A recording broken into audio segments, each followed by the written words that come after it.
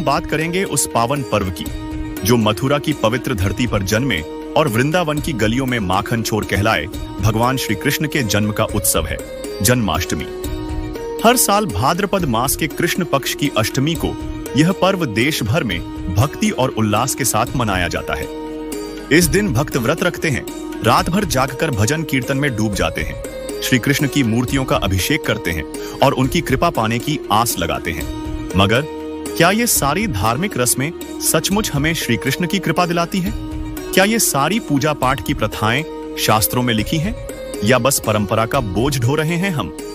श्री कृष्ण को 16 कलाओं का स्वामी और गीता का उपदेशक मानकर भक्त उनकी पूजा करते हैं, उन्हें सर्वोच्च परमात्मा कहते हैं। लेकिन गीता के उपदेशों को गौर से देखें तो क्या श्री कृष्ण वाकई सर्वोच्च परमात्मा है या फिर श्रीमद् भागवत जैसे ग्रंथों में कोई और शक्ति का जिक्र है जो साधक को असली मोक्ष और पूर्ण लाभ दे सकती है? अगर ऐसा है तो वह शक्ति कौन है और वे कौन से मंत्र हैं जो हमें उस परम सत्य तक ले जा सकते हैं? तो दोस्तों, आज के इस खास एपिसोड में हम जन्माष्टमी के उन रहस्यों को खोलेंगे जिनके बारे में शायद ही कोई बात करता है। अब श्री कृष्ण जी का इतिहास देख लो। श्री विष्णु जी अवतार श्री कृष्ण जी, श्री राम वाली श्री रामचंद्र जी के जीवन वाला भोग भोग के वो प्राणी श्री कृष्ण रूप में फिर जन्म हुआ। सारा जीवन दुखी रहा श्री कृष्ण, सारा जीवन जेल में जन्म हुआ, माता पिता कैद में, कभी मामा शत्रु हो गया, कभी पूतना मारने जा रही है, कभी केसी, कभी तानौर शत्रु हो गया, कभी जरासेंग लड़ने को आ रहा है, कभी शिशुपाल से युद्ध हो रहा है, कवासुनी हो रही है, और कभी फिर कल्यवन आ रहा है। इस दुख में श्री कृष्ण जी ने मथुरा का त्याग कर दिया और ऐसे स्थान पर रहने लगे जहां कोई ना पहुंच सके।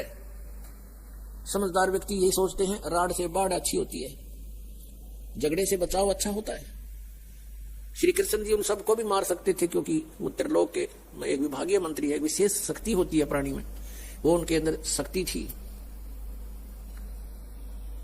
लेकिन यही सोचा था कि किस ने मारूं या तो सबकी बुद्धि भ्रष्ट। तो श्री कृष्ण जी ने द्वारका बनाई। समुद्र के बीच में एक टापू था जिसका केवल एक गेट था, द्वारिका, एक द्वार की नगरी। और ये सोच करके वहां यदि इतनी दूर पहले तो कोई आवेगा नहीं, ऐसे स्थान पर जा रहे हम और वहां कोई आगे युद्ध करने तो हम एक ही तरफ से उसका सामना कर सकते हैं, इसलिए एक गेट था उसका और बाकी समुद्र था 3 तरफ। तो वहां श्री कृष्ण जी चले गए, अपना अधिकतर सारा ही जीवन वहां व्यतीत किया। यहाँ तो ज्यादा से ज्यादा 18 साल के 20 वर्ष के तक यहाँ रहे थे द्वारका में, और बाकी फिर लगभग 200 वर्ष तक जिए थे श्री कृष्ण जी, और बाकी का समय द्वारका में व्यतीत किया था। तो अब ये जो लोग अनजान संत ऋषि, ये गुरु नकली हमें भ्रमित करते हैं कि द्वारका का उस गोवर्धन का की परिक्रमा करनी चाहिए और वृंदावन अवश्य जाना चाहिए, मथुरा में अवश्य जाना चाहिए, वहां हमारे भगवान ने लीला की है, उनके चरण कमल टिके हैं, वहां घूमा करते थे, स्नान किया करते थे। अरे श्री कृष्ण जी यहाँ तक 20 वर्ष रहे थे मथुरा में, बाकी 180 साल तो वहां रहे द्वारका में, और वहां का नामो निशान मिट गया उस द्वारका को। इसलिए वहां खत्म की द्वारका, समुद्र में डूब गई श्री कृष्ण जी की मृत्यु के बाद, और यादों का विनाश हो गया था, आपस में लड़के मर गए थे, और जो बाकी शेष औरतें बची थी उनको अर्जुन ले आया था, सब खाली हो गई थी द्वारका। उसके बाद वो समुद्र ने डबो दी थी, अंदर चली गई। कारण यही था कि भगवान ने सोचा कि यहाँ आएंगे फिर ये धक्के खान द्वारका में इतनी दूर, इसलिए उसका नामो निशान मिटवा दिया था। अगर आज द्वारका होती तो ये नकली कहते द्वारका में भगवान रहे थे, वहां जाया करो, वहां बहुत पुण्य होता है। उस द्वारका में तो सत्यानाश हुआ था, सारे ज्ञान कट कबर गए थे वहां पर, आज भी जाते हैं वहां बहुत से श्रद्धालु। तो कहने का भाव यह है कि जब तक आत्म ज्ञान बिना नर भटके, इस तत्व ज्ञान बिना नर भटके, कदे मथुरा कदे काशी। फिर श्री कृष्ण जी का फिर कैसे अंत हुआ? श्री कृष्ण जी के सामने पूरा यादव कुल आपस में लड़का मर गया, पोते पड़पोते रिश्तेदार सब आपस में कट कर मर गए।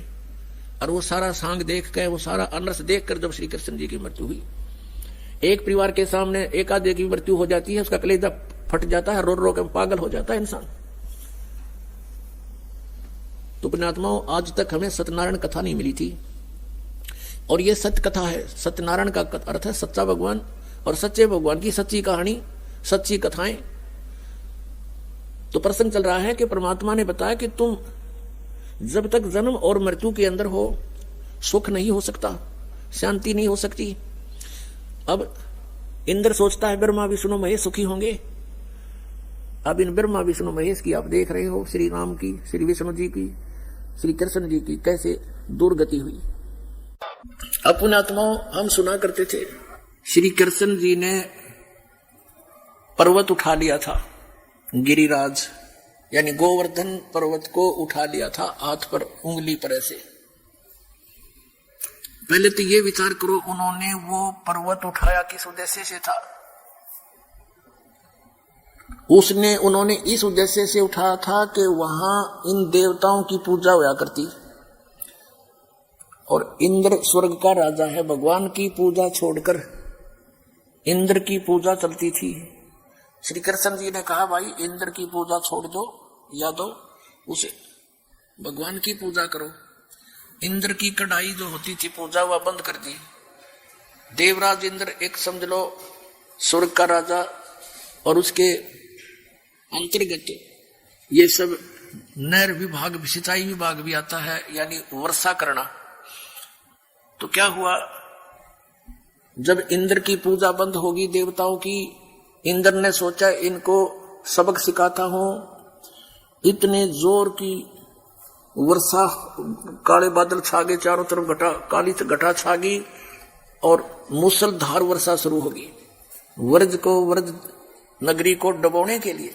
अब चारों तरफ हाहाकार मच गया, गौवें भी रंभाने लगी, ग्वाल बाल, क्योंकि गोवर्धन वो पर्वत जो था वहां पर गौवें चरा करती थी, वर्षा होती थी, घास होता था, और उन दूध दाद बेच कर ये काम चलाया करते थे अपना। और वो समाप्त करने चल पड़ा कि इसको इतना वर्षा कर दूं ये गोवर्धन पर्वत भी डूब जाए, आसपास की नगरी भी नष्ट हो जाए। तो भगवान श्री कृष्ण जी ने उंगली पर वो गोवर्धन पर्वत उठा लिया और पूरी ब्रज नगरी के ऊपर से कर दिया। सारा इंद्र बरस लिया, खूब वर्षा कर ली, सारा पानी उस गोवर्धन पर्वत के ऊपर ऐसे शौक हो गया, उसमें ऐसे मिल गया जैसे ब्लोटिंग पेपर शाही ने चूस लिया करे। आखिर में थक गया इंद्र, आके पैर पकड़ दिए कि मुझे अक्षमा कर दो। कहने लगे चला जाओ, तेरे को कर दिया अक्षमा, और खबरदार आज के बाद तूने अपनी पूजा के लिए व्रजवासियों को कंपेल किया। तो फिर वो गोवर्धन यथा स्थान पर रख दिया। अपने आत्माओं जी, जो गुरु लोग हमें ये शिक्षा देते थे और ये कथा सुनाते थे, श्री कृष्ण जी ने गोवर्धन खाया, और फिर वो इन्हों कहते थे देवी देवताओं की पूजा करो, श्राद्ध निकालो।